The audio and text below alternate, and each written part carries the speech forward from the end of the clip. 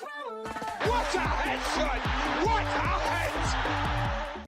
How's it, guys? This is Dayvy FPL and welcome back to the Fantasy Premier League video here on my channel.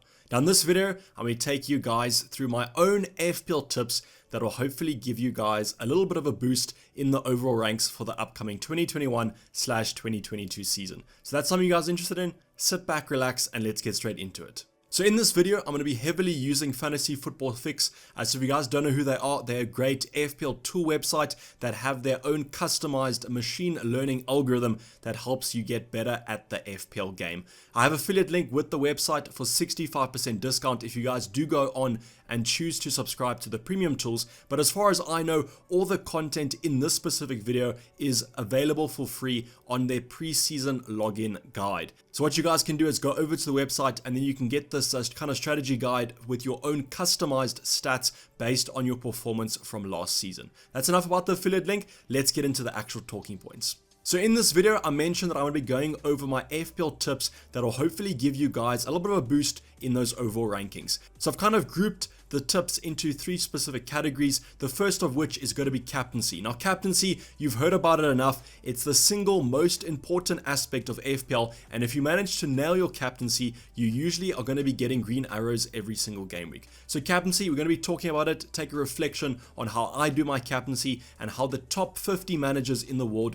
do it as well. We're then going to move on to the second talking point, which is going to be transfers. So yes, transfers, those things that you do between every single game week. Some of you guys use more transfers than you actually allowed, and we're also going to be talking about hits. Should you be taking them? Should you not? And what's the best strategy to get that optimum rank? Then the last talking point is going to be chips. Probably the most exciting part about FPL is the chips, when to use them. When you do end up using them, you're kind of getting those massive scores. I think my biggest score ever is 138 points from a lovely little bench boost a couple of seasons ago. So maybe this season, hopefully the bench boost will return a similar score. So we're going to talk about chips, when you guys should use them, what's the best chip, and what's the best strategy for the whole chip scenario. So these are the three categories. Let's go on and talk about how we're going to kind of rank them and compare them against some of the best FPL managers in the world. So the three versions of strategy that we're going to be covering from last season are going to be the top 50 from that 20/21 season, then the top 50 of all time,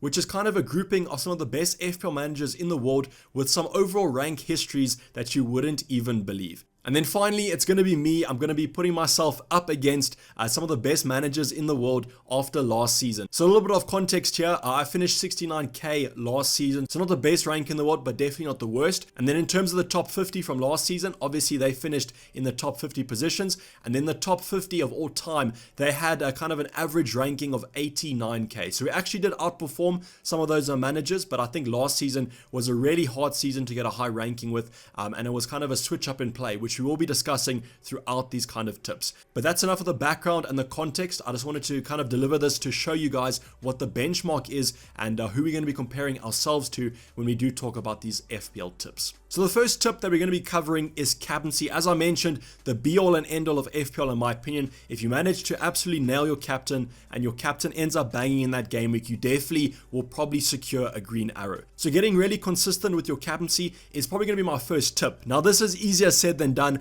I mean, how can you basically secure more than 5 points from your captain every single game week? And not even some of the best managers in the world have an over 90% captaincy return. And unfortunately, that is the case. But to get this captaincy percentage as high as possible, there are a couple of tips and tricks that I usually like to recommend.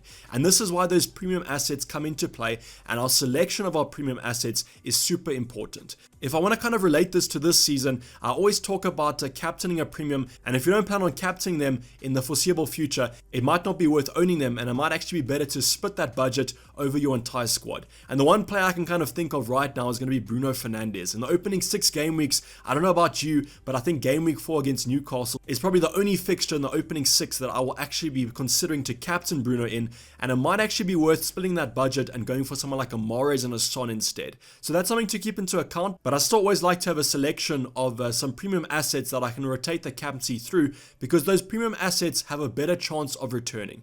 I don't know if you guys can remember, but in the valuation video I did at the start of this preseason, we went over who had the best points per minutes played, and we saw on there the likes of Bruno Fernandes, Mo Salah. Those are all great options to go for. Kevin Kevin De Bruyne also had a very good kind of points per minute played. So all these premium assets, that's the reason why they're more expensive, because they're more reliable. And you can actually see here that last season I had a relatively good captaincy percentage. We beat the all-time top 50, but unfortunately we did come a little bit short of the top 50, but that's understandable because we did have a finish of 69k. But 60.5%, not too shabby there, and obviously the higher your percentage of captaincy returns, the better your season's going to be overall. So another recommendation that I would kind of go for is that I think going for a safe option every week is something that I'm definitely going to be doing this season. I know there might be some differential options with better fixtures, but I do think the premiums are where it's going to be at this season, and I can honestly see myself rotating through a Bruno, Salah, Kevin De Bruyne, Harry Kane throughout the season only, and maybe only differing from that strategy when we do have a couple of blank game weeks when that strategy isn't going to be possible. So to kind of wrap it up with captaincy, go for more assured options, more premium options, and I think this will drastically improve your chance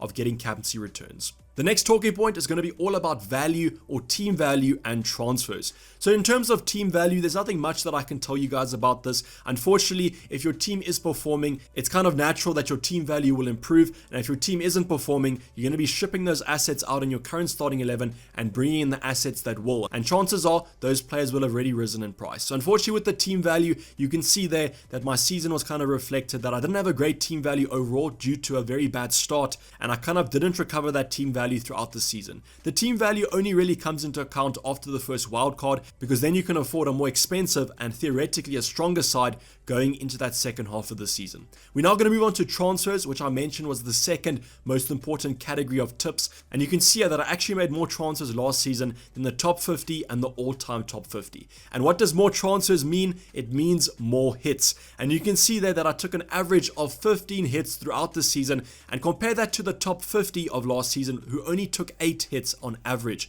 So just remember that this is kind of the average over the top 50. So yes, we did have managers that took more hits and managers that took less, but on average 8 hits were taken by the top 50, which is basically half the hits that I actually took. And when you kind of take into account that the average hit takes -4 points away from your score, that is quite a lot of points that I'm actually missed out on. So yes, you could argue that the hits could have actually turned out in net worth if the player that I brought in scored more plus the -4 than the player that I took out.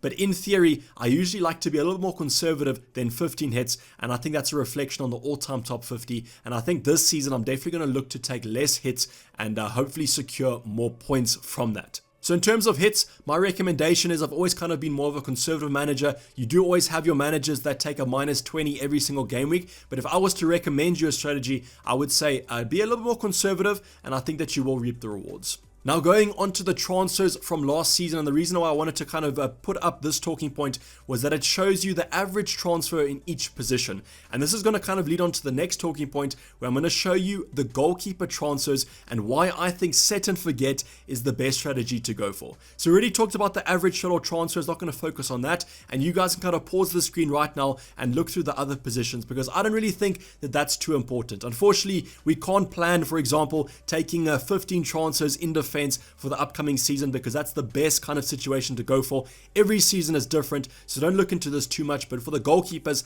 I think that there might be some value for there. The only thing I wanted to touch on in this talking point is towards the bottom of this table, and you can see there, that's net points gained from regular transfers. And I actually absolutely banged it last season on net points gained from my transfers, and you can see that 256 compared to the top 50, which was only 190. So last season, my transfers were really on the mark, and I think that's probably credit to the success I had from going from 3.8 million in game week 10 to 69k at the end of the season. So this is just showing you one of the ways that those transfers can actually be used for quite a lot of net points gain, and that's something that I'm definitely going to try carry over from last season into the current season that we are approaching. The next talking point though is the one that I wanted to focus on, and that's going to be net points gained from wildcards. And you can see there that my wildcards last season were absolutely dreadful. Only 32 points gained from each wildcard. Average that, that's 16 points better that I came off on a wildcard that I could change my entire squad from, and that's not great. And that's one of the reasons why I think last season wasn't too great for me, was because my chip strategy was simply not good enough. Now there was something last season that happened with my first wildcard. I wildcarded and brought in 3 Southampton players, and their double game week ended up getting cancelled because Shrewsbury tested positive and their FA Cup game was actually cancelled. But I'm not going to make excuses for that, because unfortunately that's just something that we have to take on the chin. But when you look at the top 50, 90 points gained from both their wildcards. Simply sensational, and they absolutely banged that chip strategy. So that's all credit to them, and that just shows you a good chip strategy usually means that you're going to end up quite higher in the overall ranks. We'll talk about the wildcards a little bit later. I just wanted to give you guys a little bit of a refresher here so that you do get a little bit of context and how my wildcards actually played out last season. So now moving on to what I wanted to talk about in the last talking point is going to be goalkeepers. And what I wanted to show you here is this is basically the consecutive amount of games a single goalkeeper played for the top 50 and the all-time top 50. And you can see there, the set and forget seems to be the strategy to go for. A little bit of a disclaimer though, Fantasy Football Fix did say that they eliminated transfers and wildcards. So what that basically means is that if your starting goalkeeper was transferred out for another goalkeeper, they kept that as a consistent start, which I can kind of understand. What this is basically trying to show you is that if you had two playing goalkeepers, what actually happened. And you can see in the top 50, all-time top 50, hardly any of them, if not any of them, had rotating goalkeepers. And this is kind of backing up my strategy of don't go for rotating goalkeepers, rather go for one set and forget. And I think that that's the better strategy to go for, less stressful and hopefully more points. And on a reflection of last season, that definitely looks like it's going to equal more points from that point of view. So you can see down the bottom that I actually played the same goalkeeper for 21 game weeks in a row, which is quite consistent with what the top 50 and the all-time kind of top 50 did. And that's why I think that that's a viable strategy to go for, and don't give yourself the headache of rotating goalkeepers in my opinion. So now we move on to something that's actually quite interesting in terms of the transfers, and this is basically the transfer times that each of the three kind of controls that we have made their transfers. We'll start off with myself, and you can see that I heavily favor going for a Friday transfer instead of a Saturday before the deadline. Something to note here is that this is only the game weeks that are a week apart. So basically what that means is that if the game week started on a Saturday like usual, or Saturday afternoon kickoff or whatever, and not the midweek kickoffs, to just make it a little bit more consistent. So you can see in terms of the top 50, the all-time top 50. The all-time top 50 are a little bit more conservative. They like to also keep their transfers as late as possible, whereas the top 50 were a little bit more rapid in using the transfers on a Monday and a Tuesday instead of waiting for Friday or Saturday. So my personal opinion is that I always wait as long as possible, whether it be a deadline stream even or a Friday night, just because that's the way we get the most news as possible. And those press conferences, as you guys know, are usually wrapped up on a Friday. So all the injury news that we can get is available on a Friday night, and that's why I think I did my transfers on a Friday and not a Saturday, because we do obviously have those price rises the night before the deadline. The price rises are probably going to be the reason that you guys do early transfers kind of on a Monday or a Tuesday, and I can perfectly understand that if you guys can't afford a certain player if they do rise in price. But my recommendation would be wait as long as possible, because literally the worst thing in the world in FPL is when you bring in a player on a Monday and on a Thursday in the press conference you find out that they picked up an injury in training. So now moving on to the final category, and it's going to be all about chips and what's the best chip strategy to go for. So I mentioned in the introduction and in some other talking points that I personally think my chip strategy last season was absolutely horrendous, and that's why I think my finish wasn't as high as I could have pushed it. We saw with the wildcard, the fact that I only got 32 points net gained from my wildcards over the entire season is absolutely terrible, and I would recommend not looking at my last season's wildcards if you guys do want a little bit of success. In terms of the average bench boost points here, we can see that the top 50 of all time got around 18 points, whereas myself, I only got 8 points. Just think back to last season. I'm going to give you a little bit of PTSD here. The Leeds game where they did end up only getting 2 points each. I think I had a triple up of those Leeds assets, and I think they were playing Brighton, and none of them ended up returning. So I definitely wasn't the biggest fan of Leeds for a couple of game weeks, but they kind of redeemed themselves after being really good performers over the entire season. But if you want to get kind of an average of what you should be aiming for here,